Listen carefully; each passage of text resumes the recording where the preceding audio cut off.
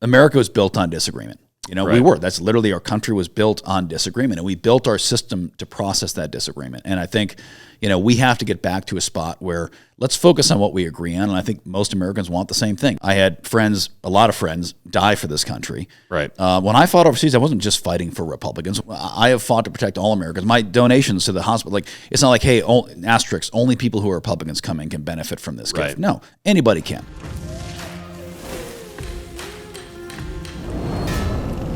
All right, man. Thanks for coming out this morning. Appreciate Great to be here. Impressive operation. Awesome to see. Yeah. Well, thanks. I appreciate it. It was cool. Had Greg here, Putnam, a while back. Your business partner, right, Yep. in the ranch, from Little Belt. It was cool having him out here, and he told us quite a bit about what's going on the ranching operation and whatnot. And I think it's super cool. It sounds like a lot of really cool things happen around trying to get that meat from cattle on the ranch to actually into the local stores and local restaurants. And I actually had a different guy out here, Cole Mannix, the other day from Mannix Beef up in Ovando, and same thing. They're trying to start a co-op and figure out how to get local. He was telling me, I think only 2% of the meat sold in stores in Montana is Montana beef. Well, I think that's probably even a generous percentage. But yeah, that's close. I mean, it's not very much. Yeah. And, we started Little Belt with the express intent to stabilize America's food supply chain. Yeah. I'm a history guy, and you look back through, all of human history, but let's just talk about America for the time being. Every town used to have its own meat processing plant, its own feed yard, its own butcher shop, and essentially all food used to be local for the most part. Just globally, because we didn't have the ability to pump it full of preservatives and chemicals and Right. freeze it and refrigerate it and ship it halfway around the world. Right. And local food is healthier when you don't have to pack it full of all those chemicals and preservatives, and make it stable to be able to ship halfway around the world. It's fresher. It's actually containing, good nutrients, healthy nutrients for you as a human Right. being, because we're still animals. We've only been civilized creatures, living in air conditioning and Right. eating processed foods for 100 years. We're meant to eat local food, and our bodies are meant to consume that, and they're not anymore. Yeah. And our food industry has been hyper consolidated, and specifically our meat. 80% of processed meats in America are processed by 4 companies, 3 of which are foreign owned. Yeah. So not only is it our food supply chain is hyper brittle and consolidated, we don't control it as a nation anymore. Yeah. Yeah. And that should scare everybody. And people, we have short memories now with, Twitter and Instacart and all this crap. We have a 5-second attention span. But, remember those first few weeks of COVID, the shelves were empty. Right. You go to a grocery store, you couldn't get meat. You couldn't Right. get fresh food. And that wasn't even a real actual emergency. No. Wait until we actually have a legit, exactly right. a legit emergency. And, people act like, it won't happen this modern day. We have all these safeties in place. We don't have them. No. We had a fake emergency, a government imposed lockdown that literally brought our economy to a screeching halt. And the first 2 things you couldn't get were toilet paper, which I still don't understand that. Yeah. Yeah. And food. Yeah. And, all we do is talking about reshoring our semiconductor manufacturing, reshoring, our packaging, reshoring our car plants. That's all important. I support all that. I'm an America First economy guy. But no one's talking about our food. Food and water. Yes. Yeah, because the other thing's water. I worked for the power company and as a lineman, and if you lose power and you don't have the ability to pump fresh water, and especially in big cities around America, the system is entirely dependent on pumps running. And pumping fresh water. And the minute you don't have fresh water and you don't have food on the shelves, you want to talk about absolute mayhem. I was actually... You want to see societal breakdown? Don't take away semiconductors and smartphones. Take away food and water. Right. You got about 3 days before people start getting real hairy. Yeah. No, I actually met with some local officials down here at the high school. There was the county had kind of all the officials from the different offices there just to do a kind of public meet and greet. And one of the gals was from like the law enforcement division here in our county, and they were talking about hey, this we're always prepping for emergencies, right? Wildfire and floods and active shooter situations and whatnot. And she's like, yeah, but that's not the stuff that keeps me up at night. And one of the guys was like, and I knew immediately what she was talking about. And one of the guys was like, what keeps you up at night? And she was like an EMP. Like something where a loss of all communication, all power, even if it's it could be a solar flare if it's a perceived attack, but if it's an actual attack, and she was like, there is no plan for that. Like, how do you plan for gas pumps not working, banking not working, cell phones not working, a run on grocery stores, a run on gas stations if there are even any that can pump, and the mayhem that would ensue when people they go to the store the next day and all the shelves are empty and there's no semis running. Well, and couple that with, we now have a population that is so soft and incapable. Yeah. It's not 50 or 100 years ago when all our trimmings would go away. People still knew how to grab their bow and arrow and their gun and go take care of themselves. Right. People now, they have a mental breakdown if their internet connection is too slow. Right. If they can't play their video games. Right. If their car gets a flat tire, they don't even know how to change it anymore. So couple the increased consolidation of our power grid, of our food supply, of our water treatment, of our electricity. Couple that with the fact that we now have a population that doesn't know how to live without any of those things for more than a day. Too out of shape to even walk anywhere if they had the skill. It's a bad recipe. Yeah, and it's we would actually be, a lot of Montanans would be okay for a while in our state, because a lot of Montanans are capable. But when you look in other places, when I travel to New York City, I consider myself fairly capable guy. You're about as capable as they come with your training. I plant you in the middle of New York City, and we get attacked and shit entirely hits the fan, and you have 20 million people trying to leave the city over bridges and tunnels. I don't care how capable you are, and you don't have a knowledge of the city like the locals do and whatnot. I don't care how capable you are.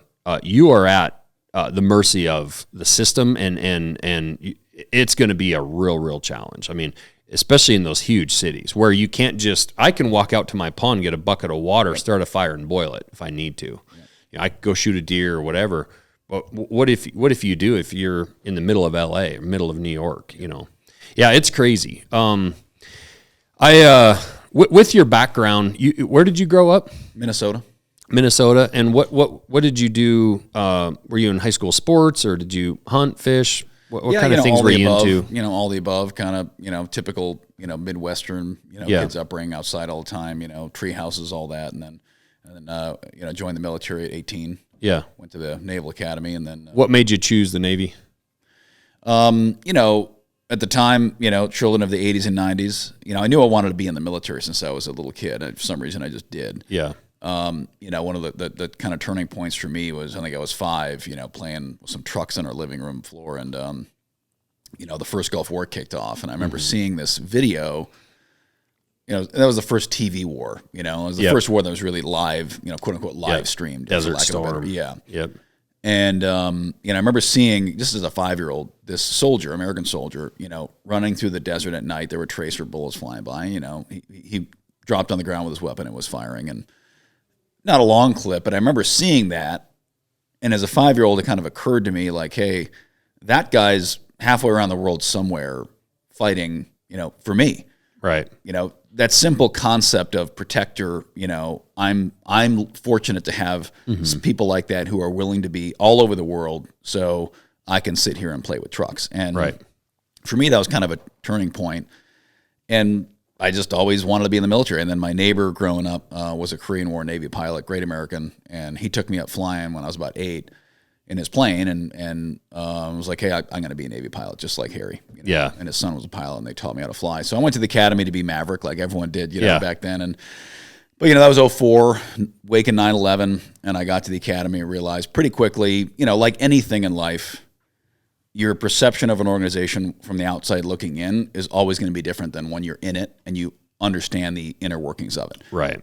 And once you're inside it, your perception can change a lot. And for me, it definitely did. Once I got to the Naval Academy, once I was in the military, once I realized, hey, we're fighting 2 ground wars right now. Low-tech counterinsurgency ground wars. Yeah. The pilots are pilots, that's all cool, but that's not the critical path right now. Mm-hmm. And there was a time, my plebe year, where our commandant, brought us all in and basically said, hey, we just recently taken our first academy grad, have been killed in action. Hadn't happened since Vietnam. And, they're basically, hey, more of you are going to be going to the ground forces. Mm-hmm. At that time they were taking sailors off ships and putting them in desert camis, handing them a rifle saying, hey, you're going to Iraq, you're going to Afghanistan, because we were tapped out. And to me, it occurred, like, hey, flying is a selfish desire for me. I want to fly. I want to be a fighter pilot, but the country obviously does not need fighter pilots right now. They need guys on the ground. So, and then as I was at the academy, became, enmeshed in the organization there, really came to admire the handful of SEALs I'd met and realized that that was a community I wanted to be a part of. And it was a long, winding road. I ended up going through Army Ranger School, Airborne School, Recon School. I went through the Ranger training pipeline first before I became a SEAL. But really how do you go from Navy to Army Ranger School? Yeah, it's a long story. Basically, early in this war, the GWAT, this is the first time we'd ever taken, special ops are now, of course, it's all famous. Everyone knows, and everyone's got their favorite unit and their favorite team and all the video games and movies. But, 20, 30 years ago, other than Chuck Norris, Delta Force of the 80s, special operations was still kind of obscure by design. But, with Rumsfeld's desire for a light footprint war, which of course it wasn't, but that's how we wanted to start it, special ops was really thrust into the limelight after 9/11. And rightfully so, as a counter-terrorist focused operation, special ops was in fact, best suited for a lot of that. But this was the first time, the history of American special operations is pretty interesting. And actually Montana is the birthplace. It is. Devil's Brigade. Exactly right. And a lot of people don't understand that really cool history we have in the state. The first special service force was its official name, called the Devil's Brigade, right up in Helena. Combined with Canadian forces. Yep. And that's one of our super scoopers at Bridger Aerospace is called the Devil's Brigade in honor of that, because the Devil's Brigade was 60% American, 40% Canadian, developed for a very specific mission. And like our company, we have a lot of Canadians that work for us because the Scooper is a Canadian aircraft. But in any event, leading up to GWAT, American Special Ops, you had Air Force, PJs and Commandos, you had the Night Stalkers, you had Delta Force, you had Green Berets, you had Rangers, you had SEALs, and they all kind of just did their own thing. They didn't really work together, especially the SEALs. We were the redheaded stepchildren of American Special Ops for 50 years. It was always an Army show. The Army always ran SOCOM, ran JSOC, it was an Army show, and it still is, really. We were this little, dongle off to the side that was like, hey, you go swim around and do your thing, but we're the real guys. Yeah. And, the Air Force had fairly successfully attached itself to kind of the Army infrastructure as a support mechanism of that, but the SEALs really weren't. We were off to the side.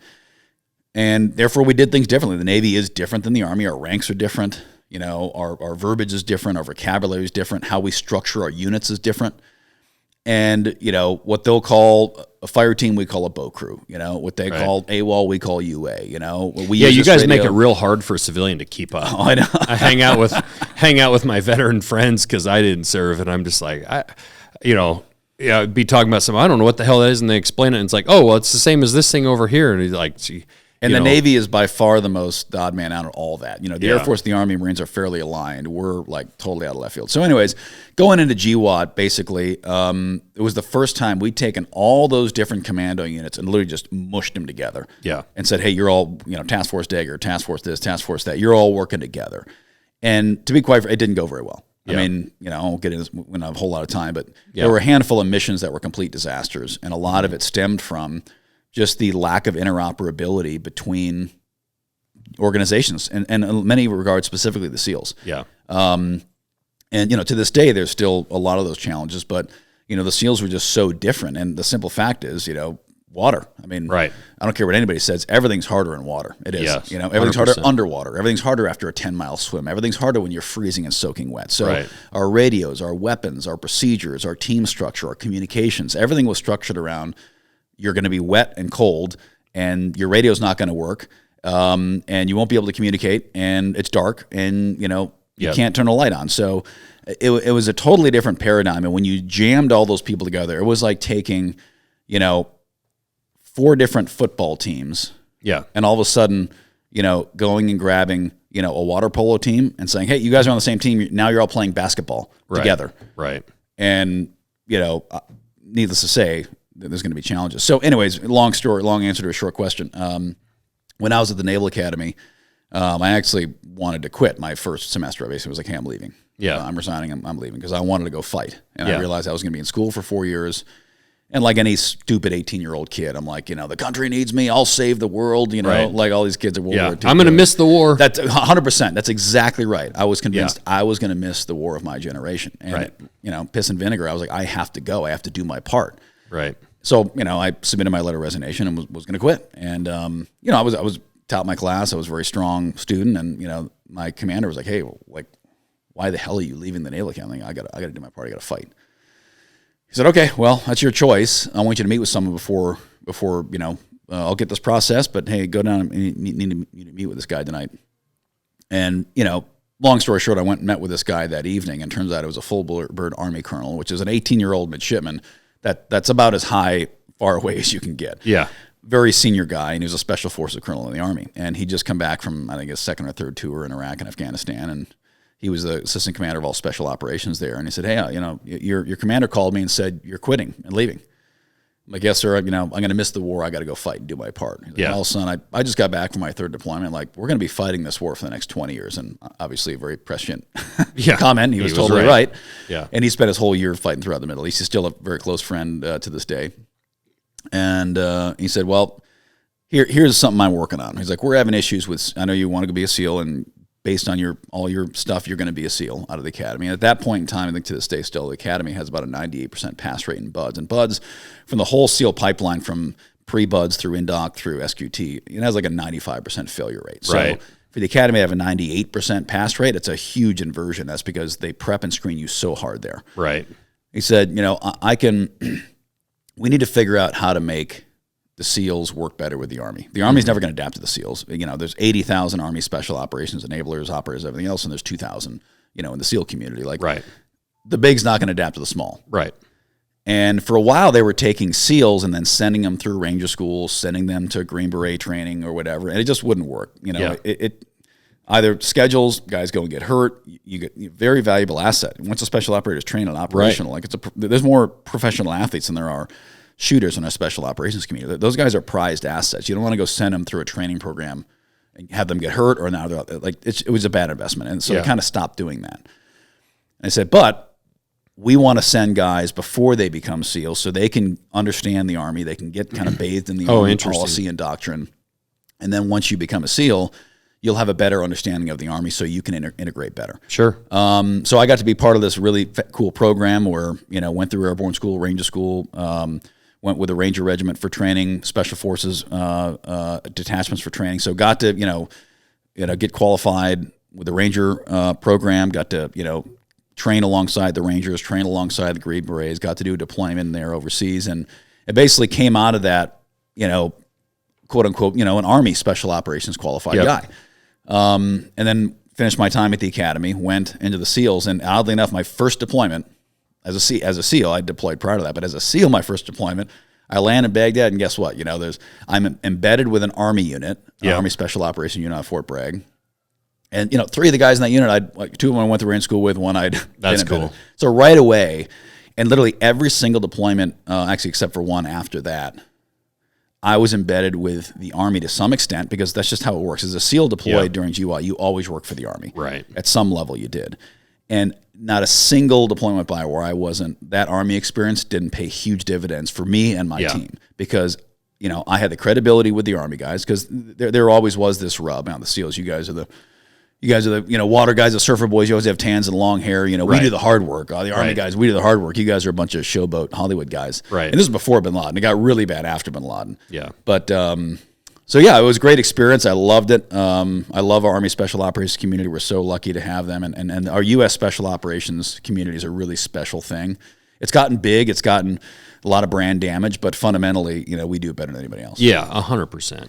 Did you cruise through BUDS pretty easy with that previous experience with the Ranger? Yeah, well, what you have to realize about BUDS for the most part is, there's not a whole lot of learning and training that goes on there. Right. Just mental, mostly mental. Exactly. It's really, as I like to say, BUDS is not training SEALs; it's finding SEALs who already exist. Right. You either are or you aren't, and they're figuring out who is and isn't. Right.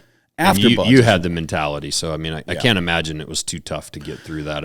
Obviously physical and tiring and all that stuff, but the truth about BUDS is it's so physical, it's mental. Yeah. We had guys who were Olympic athletes, Division I athletes who, quit, couldn't make it. And the difference is we had one guy who was a huge world champion or whatever, not world champ, but he was I think Olympian, alternate, huge swimmer, Division I, world-class swimmer. We had another guy who was a world-class track and field guy. And these guys, they show up, they're phenoms, they're 6'3", chiseled. In a room temperature pool. That's exactly right. And in an environment that not they know. Sand in their ass crack. And exactly. And and the big difference is he can swim really far and really fast when he knows, okay, I'm swimming 500 meters. Right. Here's the time of the race. Right. I can wear all this gear. I can stretch, do my yoga. I'll get a good night's sleep. Here's my meal plan leading up to it. And I know when the race starts and when it ends. And here are the parameters of it. Right.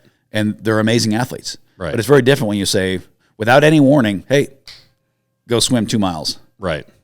Or on the beach, you're wet and sandy. Hey, run. How far? I don't know. Just run. Yeah. How fast? As fast as you can. Yeah. Well, when do I stop? When I tell you to stop. Right. And for a lot of those guys, that blows their mind. They're used to competing in a very known, the unknown is what kills everyone in this world. Right. Not knowing when the pain's going to end and not knowing what you could do to stop the pain is what gets you. So it's really mental, and everyone's body gets broken down to a point where, F-150s and Jeeps make it through buds, not Ferraris. Yeah. Because Ferraris get a flat tire and they break an axle pretty quick. Yeah. So it beats your body down so much, and it's a different, you got to realize it's a different paradigm. And this is important in our special operations community. Every unit has their own screening process for good reason, and they produce a different product for good reason. Ranger School and that's really about the suck. It's not super hard every day like Buds. Buds is so hard. Right. It's like a blowtorch, whereas Ranger School is just like a slow suck. Yeah. It's just this sucks. And we'll see if you make it through, and we'll see if you make good decisions while it's sucking. Sure. Green Berets is a lot more thought, mental problem solving. Mm-hmm. It's not nearly as physically hard as the others, but it's extremely mentally challenging. Language, solving these tough problems, interpersonal dynamics. Yep. And that's they're training. OSS type guys to not go in and kick doors and blow stuff up. They're training guys to go in and build an army. Right. So that interpersonal skill and that problem solving is key. What they want there. So each process has its lineage for screening for a reason. Yeah, yeah. And I would love to dive into way more of all this stuff, but I mean there's a lot to get to. I know you got relatively short time, but lastly, what happened? I guess we'll kind of skip through and what happened with you getting injured in combat. Yeah, so I got I did several deployments, and one of my deployments in particular, we lost. We were half of our platoon. We were down 50% strength, and once again, what I was just talking about, in every deployment, but this one in particular, 2012, we'd be a SEAL team, but then we'd have Army soldiers attached to us as enablers and support. Mm-hmm. We'd have psychological operations guys attached to us to do our PSYOPs. We'd have a civil affairs team to help with our key leader engagements and building bridges and all this other stuff. And other deployments had been counterterrorism related for me, where we were doing more direct action stuff. Mm-hmm. And as an officer, in the SEAL teams, it's a little bit different. You've spoken to Greg, and he was a sniper for me. Yep. He was one of the snipers on one of my SEAL teams. You got breachers, you got JTACs, you got skill sets that the enlisted guys are the real quote unquote operators. Mm-hmm. And obviously as officers, we're still SEALs. Yes, we go through training and we can, we're in gunfights and all that stuff. But at the end of the day, our job's to lead and to manage the team. Right. Set strategy or execute strategy and make sure it comes out on the battlefield tactically the right way. So for me, this deployment was a huge departure because we were doing what's called VSO, Village Stability Operations. Mm-hmm. And that was a very new thing for the SEALs. And in fact, at the time, it was a very controversial thing for the SEALs to do. Yeah. Because it was traditionally more of a Green Beret mission. So there was a lot of pushback in the community saying, hey, this isn't a SEAL mission. Right. Why are we doing this? And, my stance, especially with my guys, like, hey, guys, a SEAL mission is whatever the mission is. Whatever they hand you. That's the nature of our community, is whether you like it or not. We have been given a mission, and we must execute it the SEAL way, which is the best possible way. We're going to lean into this, and Village Stability Operation may be a Green Beret job or a civil affairs job, but right now we've been tasked with it, and we're going to do it the best goddamn way possible. Yeah. So that deployment in particular, we were out in an outstation, and there was one time I didn't shower for 65 days on that deployment, didn't bathe for 65 days. And, we were living out in mud huts, full beards, long hair, like we were full on native. Right. And we didn't have much support. The movies you see, the SEAL teams and everything, the perception is, we come from a big mega base, we go out with our night vision goggles and helicopters and hit a target and come back. We have the drones overhead. And that's certainly the case when you're doing strike force ops. Right. This was not that. I mean, we didn't have air support most of the time. We didn't have, there were times we couldn't even go out at night.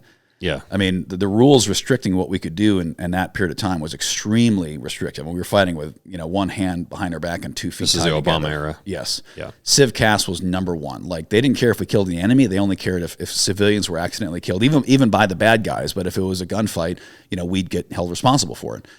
So, I got wounded that deployment. We lost half our platoon that deployment to injuries. I'm really proud to say in all my deployments, I never lost a man under my command. But, either through investigations for civilian casualties. So I had to actually leave one of my teams and take over a different team because this team, there was a cloud of suspicion over them. Like every time this would happen, when the enemy uses civilians as a shield, and then you have to defend yourself or complete a mission, and a civilian dies tragically. Right.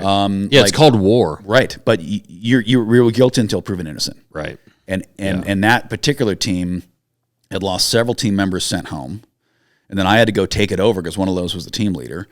And then we were already at like 2/3 strength. Then we had a bunch of guys get wounded because it was a very kinetic area. We were in gunfights every day. And now we were at half strength to include my second in command and my lead EOD LPO. Mm-hmm. There was no leadership left. And, I was running this platoon as the team leader, as the commander. And it was like, there's no way, because if you get wounded, the way it worked, basically, you get wounded, you call it in. Once you report something to the chain of command, what's called CCIRs, Commander's Critical Information Requirements. Once you report those things, you lose kind of control of the situation. Yeah. Once you report a CCR, higher headquarters takes over and says, boom, okay, this happened, civilian casualty, friendly wounded, whatever. And they basically tell you what happened. So you get somebody wounded, like as soon as that guy's wounded, he's like, medevac shows up in the next few hours, he's on the helicopter, he's gone. Yeah. And he's probably going all the way to Germany and then home. Right. And at that point, we couldn't handle anymore. So, I got wounded and injured, a couple of times on that deployment. Shot or blown up or? Yeah, both. Yeah.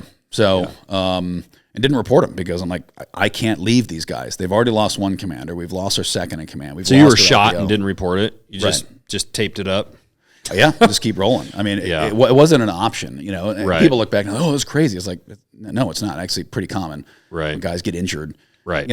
Obviously it wasn't a serious injury. If I'd lost a leg in ID, not report that. Yeah. It's like, but, if you're shot through the liver, it's a different story. That's exactly right. But, not like John Kerry here reporting every hangnail. Oh, yeah, I got to go home. It's like, no. And I had guys get injured throughout that deployment, wounded and injured, like, hey, I'm not leaving. I can't leave the team. We're at half strength. We can't afford to And they're sending you home if that happens. Totally. Yeah, totally. Yeah. And, so, I mean, it was a really, especially too when you're, that age, which I'm not old now, I'm 38, but, in your 20s, especially before you have a family, before you have, your team is everything. I mean, that is your family. Yeah. I mean, my wife was a Marine officer, so she was also deploying those years, but, obviously we were. You guys were married during that time? Yeah. We actually got married through the mail because we couldn't be in the same country for years on end. So gosh, what a romantic. Yeah, I know. So I'm a mail order husband, believe it or not. That's awesome. But, your team is your family, especially when you're the commander. You feel personally responsible for them. And, that's how I ended up running for office, which is terrible. This sucks, by the way, never run for office. But, we got to save America is what it's come down to. But, it sounds, from everything you've said, you basically, really to me, all this stuff, you pretty much sound like just a rich out-of-stater. Yeah. Yes, exactly. Yeah, it's amazing because, and we'll get into the politics now a little bit, and skip through some things. But I mean, you did come out of the military, and did you move right to Montana at that point? Yeah, so we'd come out here and train in Montana. My wife's Midwestern; she's Michigan. I'm from Minnesota. We both went to the military, obviously, and then I've been in 93 countries all over the world, and not all of it was military, but a lot of it was. Counter drug stuff, South America, counterterrorism, counterinsurgency, national mission stuff in the Pacific, lots of interesting stuff. Amazing time to be in the SEAL teams those years. There's so much happening around the world, and we don't wish war on anybody, but for those of us in the chute at the time, amazing life experience. Learned so much about leadership, accountability. Just I look back now. At the time, you never appreciate something at the time, right? But you look back now, it's like, man, I was a mini submarine pilot. I was a 26-year-old guy in charge of dozens of Americans in the the amount of confidence the U.S. government placed in me to lead these people at that age. Right. We talk about 26-year-old kids living in their family's basement now because they can't find a job. Right. At a fast food restaurant. It's like, man, I was leading dozens of Americans in daily combat halfway around the world. Yeah, with your life and theirs in your hands. That's exactly right. Yeah. But we'd come to Montana to train before we go to Afghanistan. Yeah, people don't know that. There's a lot of special operations training that happens in Montana. With the mountains, especially now with the training that's going on with getting ready for like cold weather type warfare situations, the Bob Marshall Wilderness. Yep. You're trying to what do you call it? God,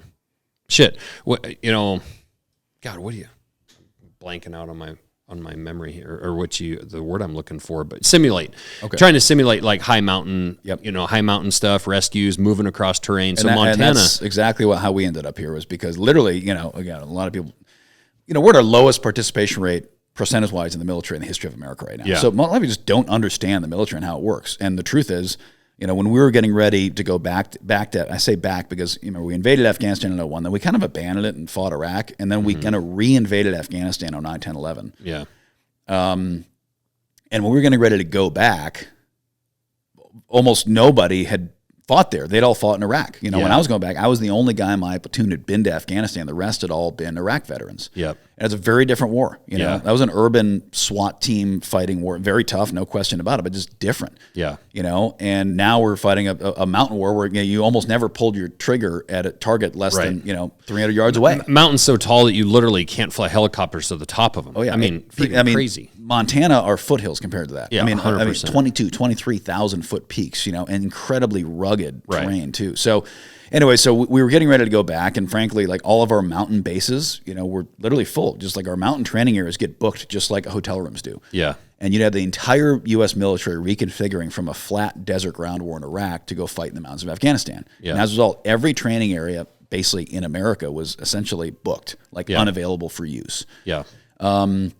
So, as a team leader at the time, I set up a training pipeline out here in Montana where we basically start down by Twin Bridges, and we'd work our way up the Continental Divide all the way to Glacier and do high angle shooting, horseback riding, climbing, high altitude medicine, all this, just like you said, all the stuff you have to do to be ready to fight in the mountains, because it is different, the way your gear's set up, the way your weapons. Like in Iraq, you'd have a short barreled AR with a suppressor with an EOTech. Right. In Afghanistan, you're going to have a 7.62 long rifle with an optic, because you're not entering rooms every day. You're shooting guys in the next ridge lines. Right. So all that difference has to get shook out in training before you get there. Yep. And I'd been to Montana before as a kid. We'd drive out and see the national parks and everything. But when I spent several weeks out here with my team, my wife came out and visited on one of those trips because we almost never got to saw each other. It was like 45 days across 6 years we saw each other.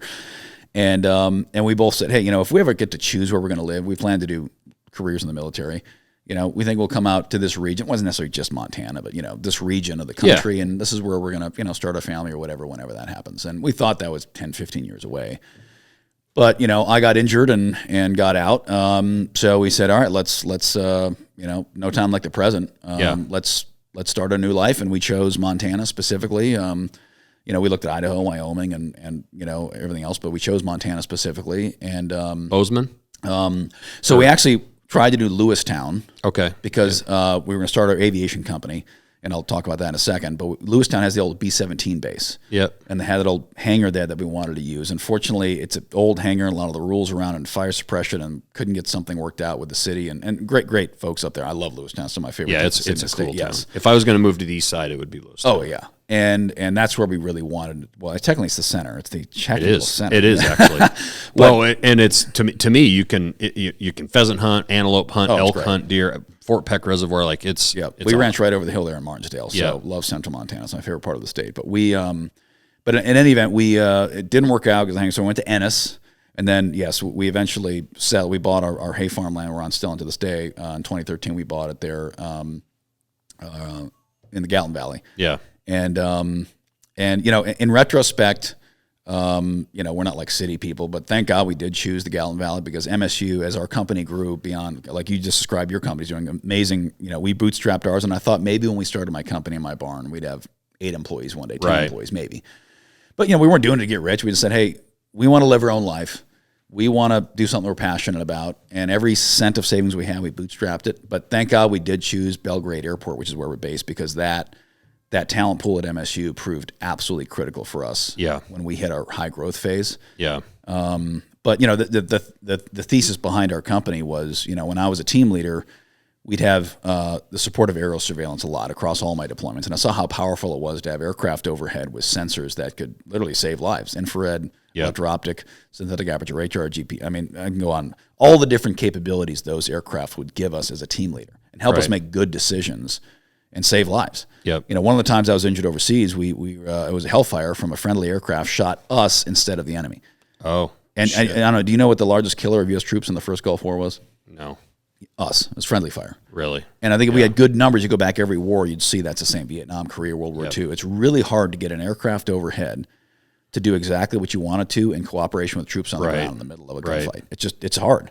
Yeah. And what this type of technology did for us overseas, was life-saving. So about the time I was getting out, the investigation was getting complete of the Yarnell Mountain fire incident. So you remember that in Arizona. Yep. The Granite Mountain hotshots. All 19 of them were killed alive, burned alive. And the team leader made the right decision with the wrong information.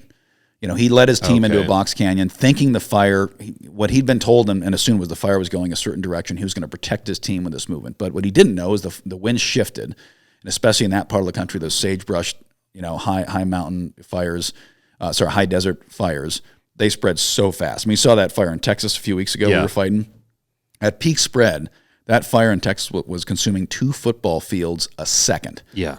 Explosive. It creates its own weather. That's exactly right. So these guys got burned over, 19 of them killed. And when the report came out there in 2015, as I was getting ready to start the company, I realized, man, if those guys had the information, if that team leader had the information I had as a team leader in Afghanistan, they'd all be alive. Yeah. So I started Bridger Aerospace with the vision of trying to bring that capability of real-time infrared situational awareness, common operating picture to the wildland firefighting realm. And yeah, it was a total all risk on, just like, hey, burn the ships moment. Like, did you have a business partner in it with you? A couple people? Yeah, so my co-founder, my wife obviously was involved in everything. My co-founder was another military friend of mine, a lifelong friend, lifelong Democrat actually, and we're still great friends. We found an awesome business together, and you can still work together. Republicans, Democrats, they can get along. Believe it or not, Wow. and I'm proud of what we did together. Wouldn't that be nice? You'll never hear about that in the Montana liberal press and Right. Tester's campaign because they've got to paint me as some sort of evil person. But we started a great company, and it was all risk. I mean, there was no safety net. Yeah. And, we pulled no money out of it for years and Sounds familiar. Yeah, all about it. And it was a great journey. But, so we ended up, 2 guys in a barn. And now, 9.5 years later, all over the world between affiliates, subsidiaries, companies we've sold, spun off, we've created about 450 jobs all over the world. About 250 here in Montana, across all our companies. And it's been a great journey and all veteran founded, veteran led. And every company we've founded has a mission. Yeah. We're not making data apps and yoga pants. We're not planes that fight wildfires, Right. Technology to protect the warfighter. Right. And we're feeding America with Little Bell. So, what I look at is, and I was doing some reading last night and this morning, and I'll be full disclosure, and I don't know how this would be officially documented or whatever, because I'm sure it wasn't. But growing up, John Tester, who you're running against, for people that are national and don't understand Montana and whatnot, John Tester's U.S. Senator, has been in since 2006, from Big Sandy, Montana, small little ranch farm town out in eastern Montana. We consider east. It's still, I guess, west of Lewistown, so it wouldn't be, it's east of here. So he was actually, kind of, I guess you'd call my godfather. Like we didn't have family close, and my parents had an excavation business and whatnot, and they got to know the Testers when I was a kid, put in their septic system at their farm, got to know them real well. John was a school teacher, music teacher, I believe, and then wheat farmer, and he also cut beef. And he would bring our beef. My dad wasn't a hunter, worked too much really, so he would deliver our beef every fall. Really, up until I was mid high school probably range, when Tester went into I think mid 90s or so. He went into state senate or state representative, but. So the point is we knew him extremely well, very, very well. And I've never met him, so you know him infinitely better than I do. Yeah, and it was either my dad or John had bought a semi. I think up in Canada, and they had actually, my dad helped him, or John helped my dad, one way or the other. I remember them taking and going and getting this semi and having to come over Lookout Pass and bad weather, and then windshield wipers and shit weren't working, and like I mean, it was like pretty close relationship. And when he went in to Congress, I do, and I'll sit here and say, like, I think he was the person he represented himself as, which was a farmer, music teacher, a guy that cut meat, like good guy, good family and whatnot. But I remember arguing, and if I could go back, I'd probably change my argument at this point. But I remember arguing with my brother-in-law at the time because he was, he's running against Conrad Burns, and my brother-in-law was adamant that I shouldn't be voting for Tester. I was like, I know the guy. Like, I know he's a Democrat. I know Burns is a Republican, but like, this is a good guy. And at that point, Burns had been in Congress, frankly, in my opinion, too long. And I believed when I voted for John that I was voting for somebody that was going to go to Washington, fight against corruption, make the right decisions for Montana, and whether or not we agreed on every single little issue or not, he was going to be a good guy and make the right decisions. And I believe at the time that was the right choice. That was in 2006. We're talking almost 20 years. 18 years later, that guy's been in Washington, and you just look at his voting record, how little we see him in Montana. He used to stop at my parents' place a couple times a year when he was back from Washington, driving through Lincoln from his side of the state over to this side, say hi and whatnot. I haven't seen him in years. I haven't heard from him in years. The guy just slowly got away from Montana, and I feel like Washington eats good people. And I would sit here and say right now, if you get elected, you shouldn't be there 18 or 20 years. I don't think it's healthy for people, and I think you have to, over time, you make decisions you think are for the benefit of your state, but you're having to make concessions and vote for this because you're hoping that Pelosi's going to give you that on the back end of it. And you trade your morals and your ethics. And I feel like that's what's happened. And,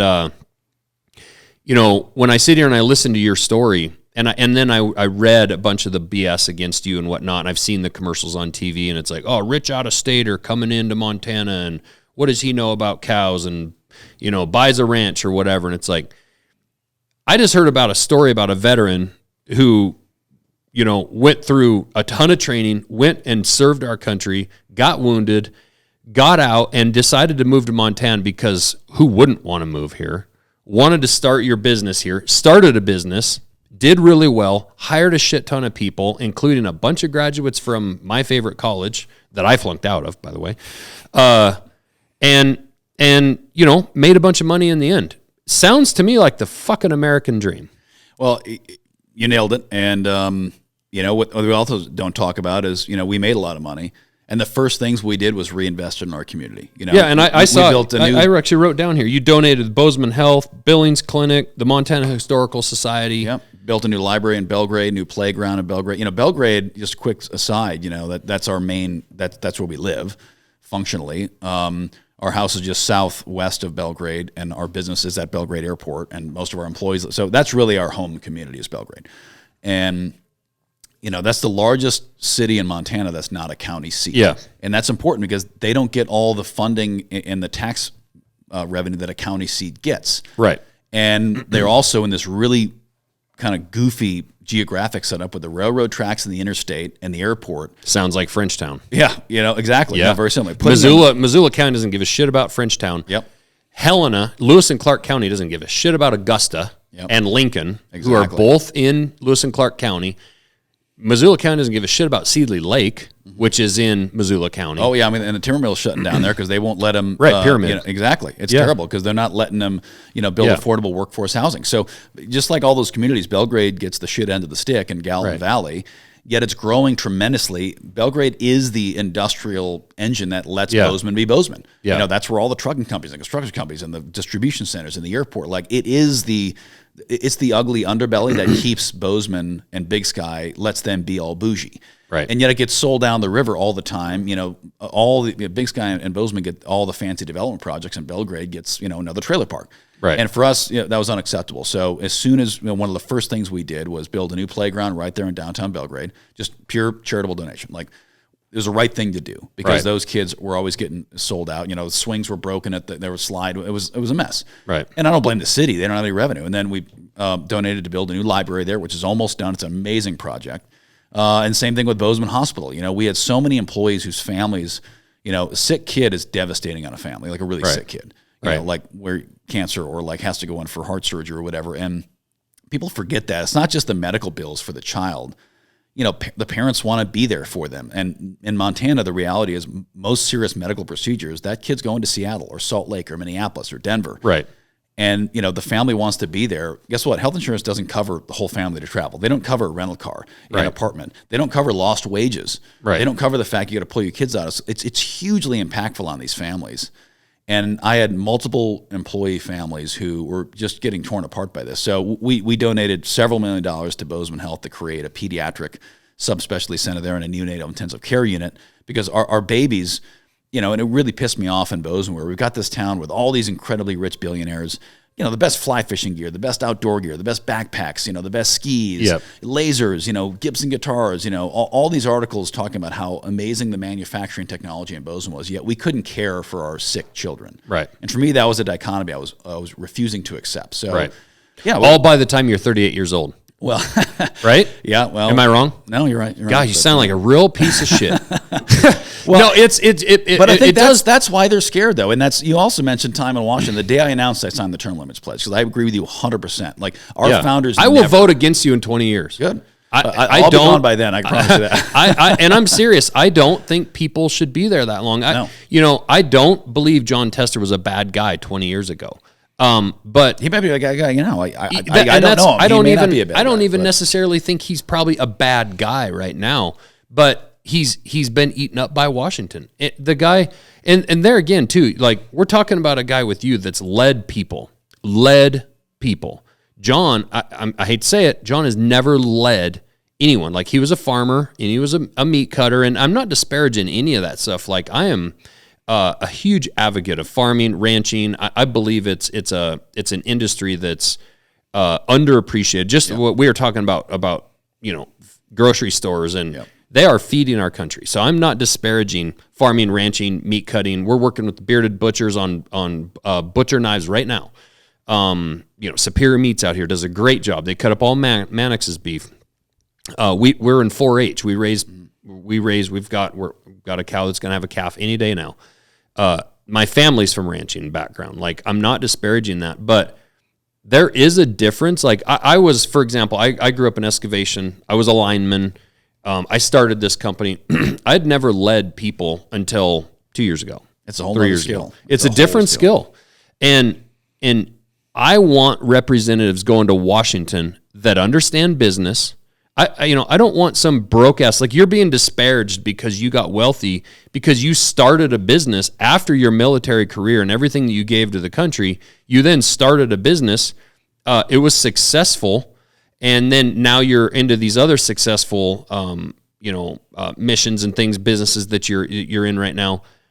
That's the kind of people I want in Washington. Like, I don't want a bunch of broke ass, dumbass rednecks out there. I want people who are smart, who can lead people, who can problem solve. You know what the number one regarded institution in America is? Like what Americans respect the most? What institution? What's that? Small business. Yeah. They love small business. Yeah. They love their Montana Knife Company. They love the business where they know the owner. They got 10, 20, 30, 40 employees. Right. They know they're going to get a fair shake. They know if they have a problem, they can call the owner or call the manager and say, hey, I didn't get a good deal. Oh, great. We're going to fix that. Right. And they know. And why do they like it so much? Because there's trust, and trust comes from accountability. Yeah. Because they know that small business, if they don't take care of their customers, they're not going to be a small business much longer. They're going to be gone. Right. And you know what the second highest regarded institution in the nation is? Congress. The military, and the bottom is Congress. The organization everyone in the country hates most is Congress. So I'm going from the two top and volunteering to join, the worst in the nation. Yeah. But that's because we have to, as a country, we have to save ourselves. And we have to get people from the top 2 to go to the bottom. It's the only way you're going to raise confidence. And most people in that building right now, as you know, we're at the lowest participation rate ever of veterans in the U.S. Senate and Congress, ever.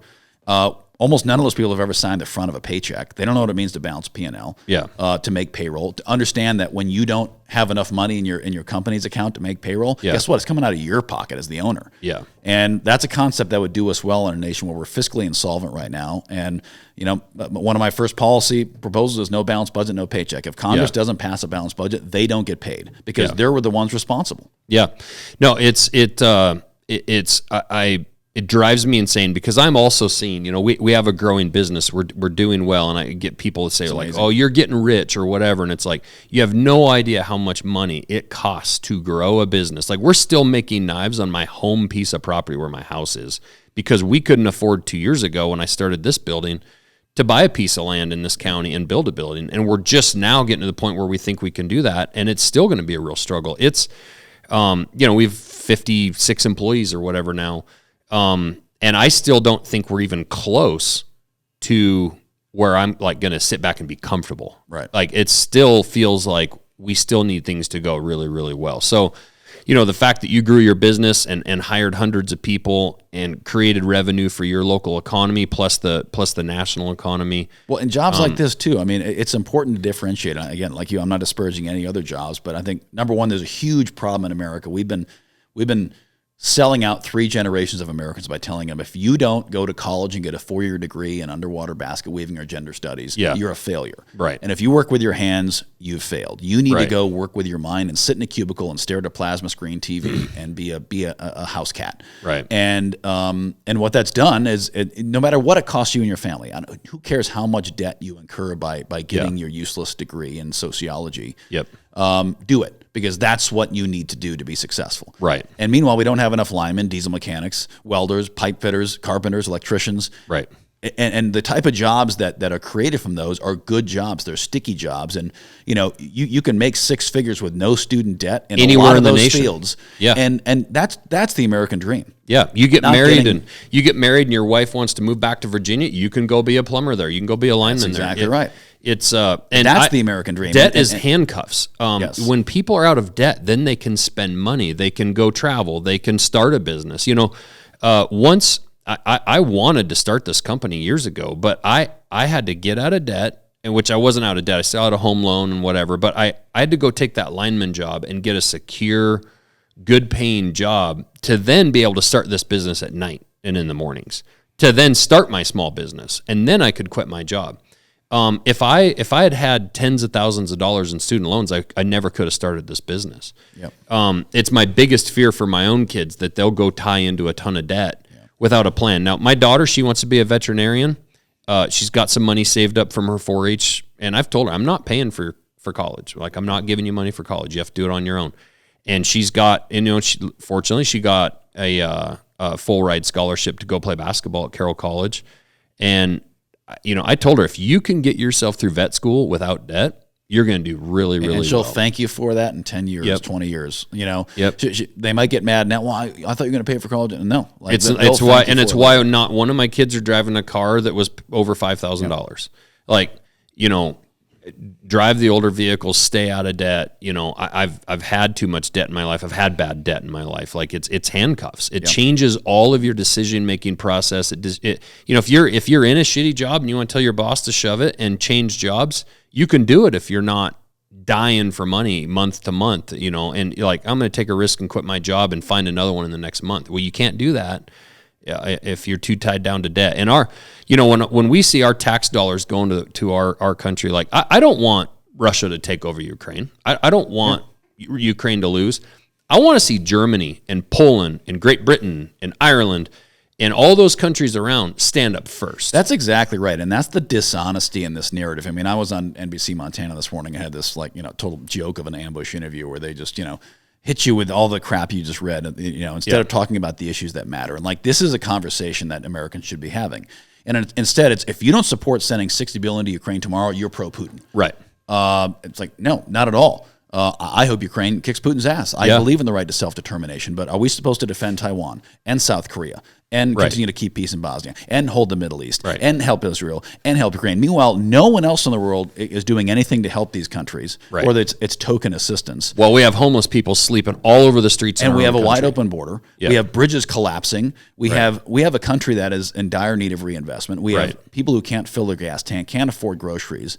Right. And what you just said is absolutely right. Like Europe, the only reason Europe has the time and the space and the money to make stinky cheese and retire at age 50 is because America stood on the wall and protected them from communism for half a century. Right. And the only reason South Korea has one of the darling economy of the world is because there's been 20,000 American troops in the 38th parallel since 1953, keeping the Right. communists out of South Korea. Right. So the free world exists because America has preserved it. Freedom of navigation. The entire world's oceans are open to move because the American Navy keeps it that way. And I still want to keep it that way. Yes, but 100%. I want the rest of the world to stand up first. Like that's Yes. hey, Jeremy, that's in your backyard. Yes. You better stand up and do something. Yeah, Now, NATO exists for a reason. You guys have GDP. You can afford it. Do it. I'm all for when Europe calls and says, "Hey, man, we're in a bind. We're giving it all we can, and we're struggling, and we need help." I'm there. Yeah. Like I'm more than happy to send. But if we're going to send our military, bitches, you better be ready because we're going to go over there and smack the shit out of stuff for 48 hours and come home. I'm a loyal follower of the Powell Doctrine, Colin Powell's doctrine. Yep. And he had a lot of great musings and wisdom that came out of him. But he had 3 rules to go to war. Mm-hmm. And it was unanimous. All 3 had to be met in order to go to war. Number 1 is, and this he learned this from being a Vietnam veteran, obviously, and serving through decades in the U.S. Army, was, do the American people support the war? Right. Are the American people behind this involvement? Because if they're not, he saw the corrosive effects of forcing us into a war that was not supported broadly by the American people. Right. So number 1, first condition, do the American people support sending their sons and daughters to fight and die? Right. If the answer is no, then we don't bother going to 2 and 3. If they do, okay. Step 2, can we win? Yep. Like, is this achievable? If the mission is to, suck the ocean dry with soda straws, okay, that's not going to happen. Like, Right. they may support us doing it, but we can't actually do it. Right. So if we can't define victory and it can't be achieved, so clear definition of victory and make sure it's achievable. So that's number 2. If that's yes, then number 3 is apply overwhelming force. Yep. Overwhelming, fight to win immediately. Do Right. not let it become a one-handed fight quagmire for decades, which we've been doing. Which we've been doing. And yeah, it's not isolationist to express skepticism about sending our boys and girls all over the place, and especially for someone like me who fought in 2 of our wars, 2 of which Joe Biden pulled us out of and ended early. Let's not forget Iraq. We always talk about the Afghan withdrawal, which was a national disgrace. It was a Right. national shameful disgrace, especially for those of us who served there, to watch our sacrifice, the sacrifice of our friends, and all over these bracelets who didn't come home, came home with no legs, or however they returned. To watch that sacrifice be so dishonored in such a flippant, way, and just like, oh well, we're done. And Right. those 13 kids killed at the gate there. It was Yep. disgusting and it was shameful. At Abbey Gate. But Yep. everyone forgets about Iraq too. I mean, he did the same thing in Iraq. Biden was the architect of the Iraq pullout in 2011, all so that in 2012 Obama could get reelected. Right. And then guess what? We had to invade Iraq for a 3rd time 4 years later to fight Right. ISIS. Yeah. So, And I'll say I think we needed to get out of Afghanistan, but in a way, like I don't think we should be sending guys over there with handcuffs on and not understanding the mission or how we win. And let's face it, it's their country. They should be able to run their country how they want to. Like this whole idea that we have to spread American democracy to every country, like they don't want it. Well, and let's not forget this. I mean, every country, almost every single country that we've sent military aid to in the last 70 years, basically in the post-World War II era, we have had American troops on the ground there fighting within 10 to 15 years afterwards. I mean, without exception. Korea, Vietnam, Grenada, Panama, South America, Nicaragua, El Salvador, Iran, Iraq, Afghanistan, Bosnia, Herzegovina, everywhere we send weapons, I mean, it's a slippery slope. You send guns. Then, well, that's not enough. Let's send missiles. Well, that's not enough. Let's send planes and tanks. Well, now we need trainers to train the planes and tanks. Right. And then at that point, we were $200 billion into this thing. We've already got guys on the ground. Oh, one of our advisors just got killed by a landmine. Well, now we got to show strength. So we're going to send 10,000 guys. And before you know it, you've got a full-blown war going on, and it's a slippery slope. And for me, after seeing our last 2 wars totally just botched and I don't have confidence in our government's ability now to send our young men and women overseas to die. Yeah. And the people sending them have never done it themselves. Yeah, and when you look at the countries that we had gone in before in World War II and these different places, we're like, we at least kept air bases, in these different countries. Like with Bagram, even forget Afghanistan. Look at a map and see where China's located. You don't think Bagram Air Force Base could be a strategic possible play? And like we spent all these, hundreds of billions, trillions of dollars in Afghanistan, and we don't even end up with an air base out of it. Well, and even worse, we left tens of billions of dollars of equipment that the Taliban now is using against us all over the world. And here's my problem. The way this relates to Montana with Tester is I want somebody. Where was Tester standing up saying, "Hey, this is my own party, but this is bullshit. Like we shouldn't be doing this." He never bucks his party. And that's the problem is, and he's also been the number one recipient of lobbying money in the nation. Yep. That is a farmer from Big Sandy. What the hell does he need lobbying money? He should be free. He's a school teacher and a meat cutter and a wheat farmer from Big Sandy. Why the hell does he want or need lobby money from Silicon Valley or wherever else? He should be free of that shit. Well, it's because, it's a very specific reason. When Tester runs in Montana, he doesn't win in landslide decisive victories. He doesn't win by 56%, 60%. He doesn't walk away, with the blue ribbon. It's always a fight. It gets 47, 48, 49, 50.1%. It's always a tight race.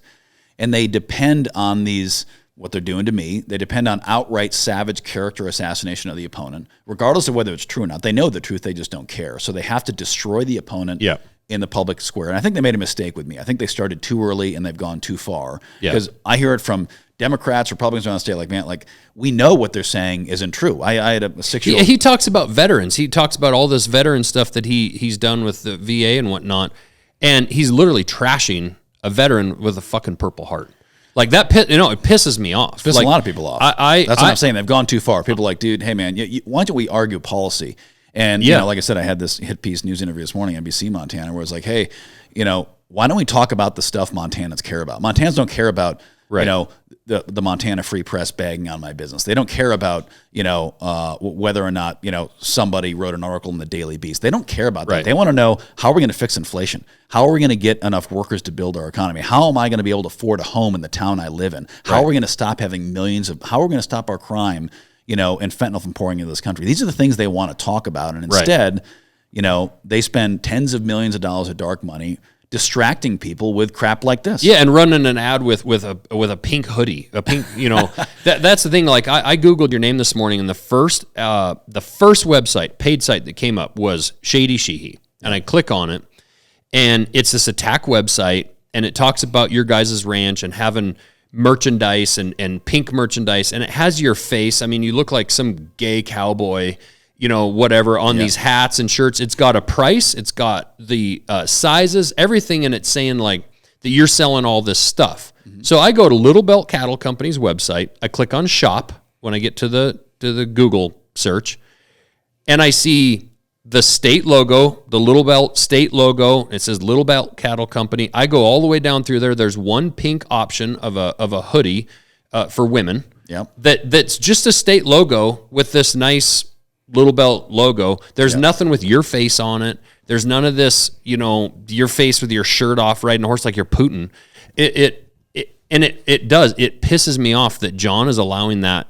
John should be coming out and saying, hey, I don't support this kind of I'm going to beat. But he can't. He needs it. That's the point. He can't say that. And I'm going to beat Tim because his ideas are bad, and here's why. And that's why I say. And I vote with Biden on everything because here's why. Yeah. And if he thinks that trannies, I understand with your pronouns, you're she, he, and your last name, but your joke on that yesterday was pretty good. But if he thinks, transvestites and frickin' changing genders and whatnot is what farmers in Big Sandy are worried about, then he should stand up and argue it. And that's why I always say I'm not running against John Tester. I don't even know the guy. I'm running for the revival of America because we are facing. I don't believe in running on the politics of fear, but I believe in running on truth. Yeah. Let's just be honest. Our nation's insolvent financially. We have an immigration catastrophe happening. We've lost the last 2 wars we fought voluntarily, not because we could win, because we chose not to win. We are now tiptoeing into potentially world wars in Ukraine and Taiwan and Israel.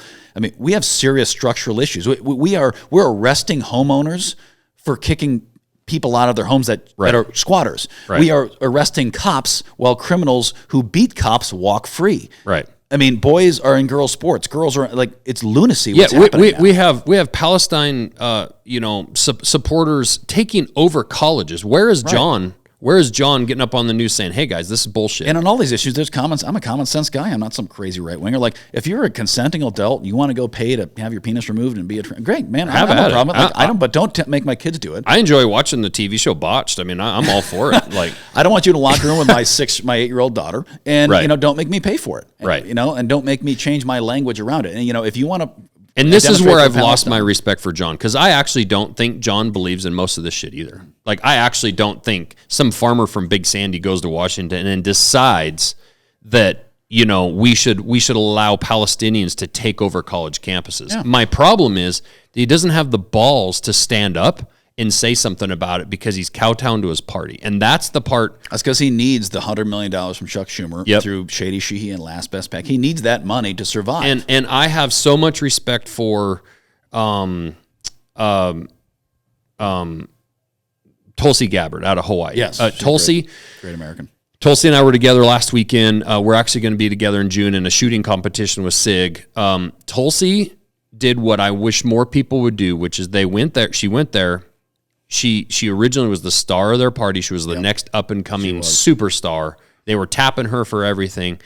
And Obama wanted to push through a certain bill, and she said she wasn't going to vote for it. And she got the call saying, if you don't vote for this, you don't play ball, like your career's over here. She didn't do it. She wrote an op-ed, and they washed her out of Washington, D.C. Yeah, look at Kirsten Sinema. And she left the party. Who got pushed out of she's an independent senator that's not running again in Arizona because she refused to help disintegrate the filibuster. She said no. And they basically pushed her out of the party because of it. And I have ultimate respect. Like, I don't care how many senators need to go there or representatives need to go there and get washed out of D.C. before people finally stand up and say, why are good people like Tulsi getting washed out? Well, and that's what people ask me, like, why the hell are you doing this? I'm like, because we have to save this country. Yeah. My favorite senator right now on both sides of the aisle is John Fetterman. Like, I was like, who the hell is this, like, Addams Family character, can't even, mumbling around. But now it's like, I don't know what drug he took or put on those basketball shorts. That guy's, I don't agree with him on much, but, like, I respect the fact that he's actually speaking out against his exactly party. Right. And it's not even he's just common sense. Like, guys, why would we do this? This makes no sense. Why in the world is my party supporting a terrorist organization? Yeah. And you have to respect that. And a number of other things. It's not a Democrat and Republican thing. Like, I can understand there's some differences we're going to have. You and I probably would have differences over what is abortion? When does it start? When does it stop? What is gun control? What's acceptable? What's not? Like, we're going to have, and like with Tulsi, the way she felt on guns originally, she was a little girl that grew up in Hawaii, an anti-gun state. Oh, yeah. Surfer girl, like, of course she didn't understand the gun thing. And over her career and her experience in the military and in Congress and everything that she saw, she evolved. And it's a comment that I saw one of the Black Rifle guys put on her post when the guy was trashing her about her 2A stuff. And he's like, well, I also used to shit my pants and now I don't. Like, we evolve. Yes. Right? Like, she at 16 years old and 20 years old feels differently now than she does at 40. Right. Good. That's how it should be. That's exactly right. And there are things that are more political. There's things that are left and right footballs. And then there's just shit that we shouldn't. A boy and a girl. It's pretty simple, guys. Like, now, I will protect the right of a 25, 30-year-old to make his choice to go to the doctor and cut his fucking penis off. Like, fine. That's his right. Let him do it. Same with the Palestine. You want to protest for Palestine? Go for it. But, like, don't whine when the consequences for your bad behavior and you get tear gassed in the face. Don't whine about it. Well, because you're the one that chose to go out and do that. I'm not saying you don't have the right to, but I'm also saying we have the right to. But you don't have the right to threaten the Jewish professors that's trying to come to work. Exactly. And that's the thing, like, protest all you want. Like, there were a couple protesters, 4, 5, 6 out there yesterday when Trump Jr. was here, and marched up on the end, put their little flag up, like, fine, do whatever. I don't give a shit. Do whatever you want. And it started raining, and they all went home because they really don't actually believe in it. But protest all you want. But when you stop students, when you're canceling, was it USC canceled their commitments, their graduation commencement? Oh yeah, I didn't see that. I mean, holy shit! I mean, we're allowing the inmates to run the asylum here. Well, and that's happening nationwide. That's what I'm saying. I mean, homeowners are being arrested, when squatters are not. Cops are being arrested when criminals, those guys that beat the criminals in New York, they're out the same day. John Tester has a gate on his farm, but he doesn't want a fence at the border. Yes, and we have Donald Trump. New York City has time to prosecute Donald Trump. Right. And spend millions and millions of dollars on all these cases and change the rules to make it possible. Yet they say they don't have the resources to prosecute violent criminal offenders. Right. Let them right out. It's literally, like you said, it's lunacy right now. And that's why I'm running, because I fought for this country. I had a lot of friends die for this country. Right. When I fought overseas, I wasn't just fighting for Republicans. When I planes, I'm a water bomber pilot. That's when I come in and drop water, I don't look, was that a Republican house or Democrat? Your commander-in-chief was Obama. Like, we fight. Yeah. I have fought to protect all Americans. My donations to the hospital, like, it's not like, hey, asterisk, only people who are Republicans coming can benefit from this gift. Right. No, anybody can. Right. But, the point is, America was built on disagreement. We were. That's literally, our country was built on disagreement, and we built our system to process that disagreement. And I think, we have to get back to a spot where let's focus on what we agree on. And I think most Americans want the same thing. They want a secure border, cheap gas, safe streets, good schools, boys are boys, girls are girls. Like, almost every parent will be like, yeah, that makes sense. I want to be able to afford to live here. Well, and economically, you hit on it. And the last thing, that we can kind of touch on, I mean, you look at the economics of Montana, and this is a bit of a problem. I sat in a meeting with the president of the Federal Reserve Bank of Minneapolis. He was here in Montana. I was asked Neil Kashkari? Yep. I was asked to represent manufacturing over here, and I went to that. And, he had a good point, when we were talking about the price of homes around here. And he was like, it's kind of your own fault, because you guys don't want to, you don't want to build. You don't want to subdivide your pretty land and whatnot. And I agree. Like, when I'm driving into Missoula, I'd much rather be driving by a ranch and looking at baby calves than homes. Yeah. And I, too, am bummed out when I see ranches being chopped up. However, I have a 19, 20-year-old daughter that I hope someday can afford to buy a home. And the only way she's going to be able to afford that is if we build more housing. And so we're going to either decide, are we spreading, are we sprawling, or is the entire Gallatin Valley going to be spread with homes, or are we going to go up? Exactly. Are we going to put in skyscrapers downtown Missoula or Billings or Bozeman?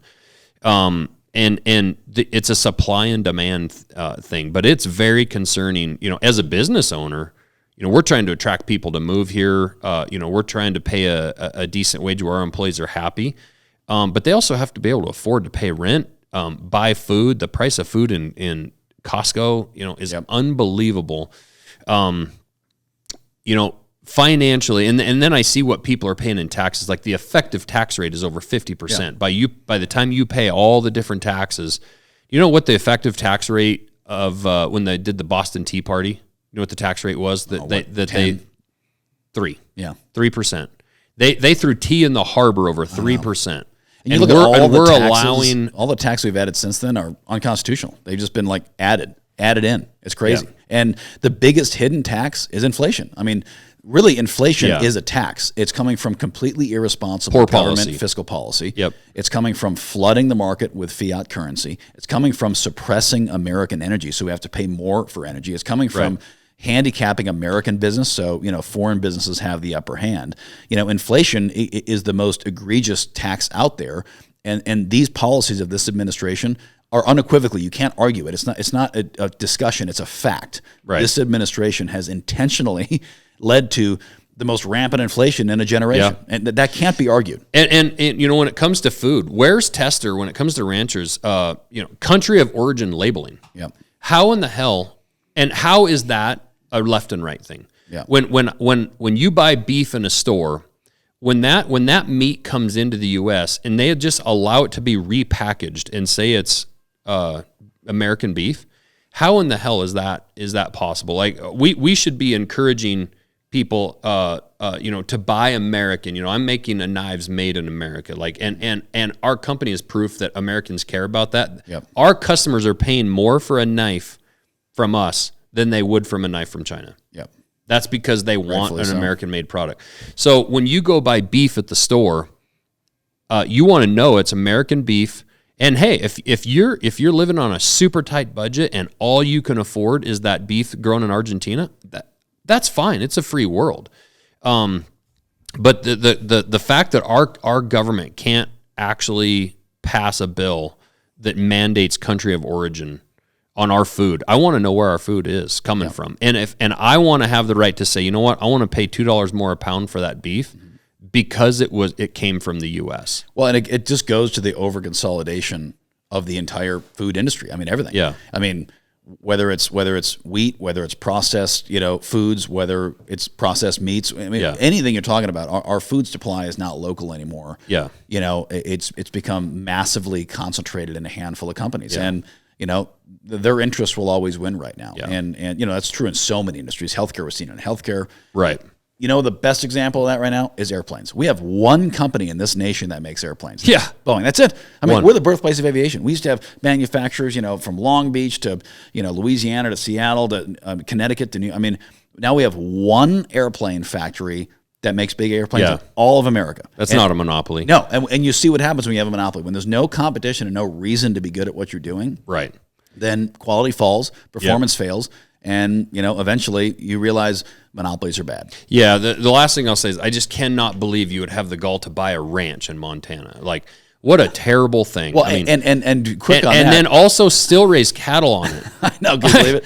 Well, and what this was really a labor of love where, these were a number of smaller ranches. Most of them were out of ag production. One was like a vacation ranch for a family from like the Carolinas, and they rarely went there. One was just like a defunct piece of land. Two of them that we've attached with private leases onto the task. We don't own them, but we operate them. They've been empty and fallow for like a generation. Yeah. And then one guy, who was the only actual current everyday rancher still on the property that we bought, went up to meet the guy, John Robidoux, great guy, him and his wife, John Robidoux. And all these ranches you drive around rural Montana, you just assume everyone there is, you must be a 20th generation, as everyone likes to claim how many generations they are here. And, Right. Meet this guy, looks like a mountain man. And it turns out he grew up 2 miles from where I did in Minnesota. Came out here as a young man and did what I did. Different era. He's in his 60s, but he grew up right down the road from me in Minnesota. Yeah. And 100 years ago, no one was from Montana. And but we put all these small ranches together and put them back into production, out there, they can call us a fake ranch, whatever you want, but like, well, come out with me anytime, me and my kids and my family. Like, we've pounded more teeth posts, I guarantee you, than John Tester, because he inherited his farm. We had to build ours from scratch. Right. Like, every fence post we put in, every barbed wire, we ran that strand ourselves. Yeah, and if John Tester has, hail hit his wheat crop, he still gets a check from the government. Yeah. So we took out of production ag land, thousands of acres of it, invested a lot of money, improved the water infrastructure, put a pivot in, put better fencing in, really invested in intensive grazing process, so regenerative grazing, so that and the people in Martinsdale have repeatedly said that land up there has never looked so good. Yeah. What you guys have done with it, and most importantly, veteran team feeding America with Montana beef, and it's vertically integrated, the feedlot in Shepherd. We spent years building this program. It's not just a play ranch. Like, we have, our feedlot is that we own and operate in Shepherd, which is where our cattle go to finish. That's permitted for over 20,000 head of cattle. Yeah. Like, it's one of the largest cattle operations in the region. It's the largest feedlot in the state, and we are working really hard to create that vertically integrated. From the time the calf hits the ground to the time the consumer buys it, never leaves our control, never leaves the state of Montana, and provides an alternative for Montana ranchers, so they don't have to be forced to sell to the bigs, where they get totally crushed on price. And by creating an alternative path for Montana ranchers, so they're not forced to sell their calves on the hoof in November to whatever the hell the market says it's worth, they have more flexibility and more options to make more off their product. And returning profitability to ag is hugely important, and that's what we're trying to do. And if Tester wants to attack that, which he is, I welcome him to, because I think when people learn the truth, which the truth always comes out eventually, it just does. Yeah. It may be messy, it may take a while. They'll say, hey, that's a great program happening in this state. Yeah. And we want that to succeed. Right. And we employ dozens of people across the feedlot, across our ranches, across. And with 20,000 cattle, you're feeding grain grown in Montana. That's you're exactly feeding hay grown in Montana. It's I commend you. Veteran, Purple Heart recipient, business entrepreneur, hired people. knows how to lead people, 38 years old. And thank God you're going in. People ask me like, have said like, oh, you should run or whatever. And like, even last night at that dinner, we got there's a bunch of people, and I told Don Trump Jr., I'm like, my wife and I are just going to walk down the street and get some sushi by ourselves. Like, I really don't want to be in those rooms, but like, thank God somebody is. Like, you have to be in those rooms, trying to get votes, trying to get donors to help. It's kind of my way of trying to help a little bit, and get the word out there. I'm glad you're doing it, man. I liked John a lot. And who knows, maybe down the road, get back together with him, and I might still like him as far as like the person, but he's got to go from Washington. Like, he's got to go. And people in Montana, he's not just he hasn't been on his farm in 20 years. Like, he might come back once in a while and hop on a tractor and take a picture, but it's just really unfortunate. So where can people find out more about you and follow you and all that? If they want to actually learn the truth about me instead of all the lies that are really well funded, timformt.com, or they can visit our business website, bridgeraerospace.com or Little Belt Cattle Co., to actually see what our companies do and how awesome and how much we've grown like you from scratch. It's a great story that people should be proud of in Montana. Mm-hmm. It shouldn't be lampooned and made fun of. It should be held up as an example. And it's funny, all these media outlets that are now attacking us, they spent years writing fawning coverage of Bridger Aerospace and Ascent Vision Technologies and Little Belt Cattle. Oh, veterans come home, build great business, employ hundreds of people, donate millions to charity. What a great fighting fires, protecting us. Yep. And then the day I announced as a Republican candidate for Senate, all of a sudden, all those same outlets, NBC, Montana, Bozeman Daily Chronicle, Lead, right. all of a sudden, my businesses are corrupt. I'm a terrible person. I'm incompetent. The attack arm of the Democratic Party. And it's just like, give me a break, guys. Yeah. And people see through that. I think they've leaned too far into it because people are seeing through it. So yes, they can visit any of our company's websites or my campaign site. I really do encourage people to go look at Shady Sheehy, and then seriously, go look at Shady Sheehy, and then go look at Little Belt Cattle Company and and hit the shop button.